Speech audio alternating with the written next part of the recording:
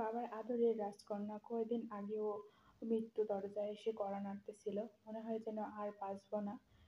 প্রতিটা সেকেন্ড, প্রতিটা মুহূর্ত যেন মৃত্যুর স্বাদ নিচ্ছিলাম। একদম বন্ধ ঘরের মধ্যে খোলা আকাশের বাতাস তো দূরের কথা।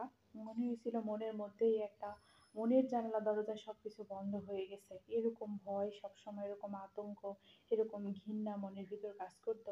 নিজের প্রতি নিজেরই কখনো কখনো ঘৃণা হতো যে এই জীবনটা আসলে কিসের জন্য, এই বেঁচে থাকাটা কিসের জন্য, যদি না আমি মানুষের সঙ্গে হাসি খুশিতে চলাফেরা করতে পারি, নিজের ইচ্ছা মতো কোথাও যাইতে না পারি, কারোর সঙ্গে কথা না বলতে পারি, মিশতে না পারি, খোলা বাতাসে মুক্ত প্রকৃতির নিঃশ্বাস না নিতে পারি, তবে আমার বেঁচে থেকে কি লাভ?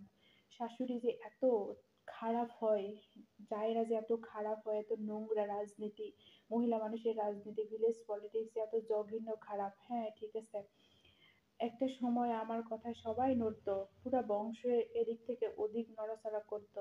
সবাই এত ভালোবাসতো বাবার আদরের রাজকন্যা, সেই রাজকন্যা এসে পরের ঘরে কতটা নির্যাতিত আর কতটা অত্যাচারিত হয়, সেটা একমাত্র আমি আমার নিজেকে উপলব্ধি করেছি।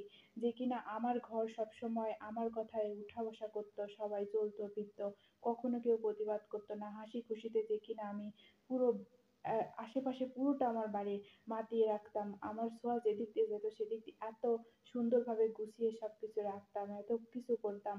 বাবার সাথে ফ্রেন্ডলি উঠা বসা করতাম, মায়ের সঙ্গে বন্ধুত্ব সম্পন্ন এমনভাবে সবার সাথে উঠা বসা করতাম। সেই না আমার ঘরে এসে, শ্বশুর ঘরে এসে আমি এতটা শাশুড়ির কাছে অত্যাচারিত হয়েছি।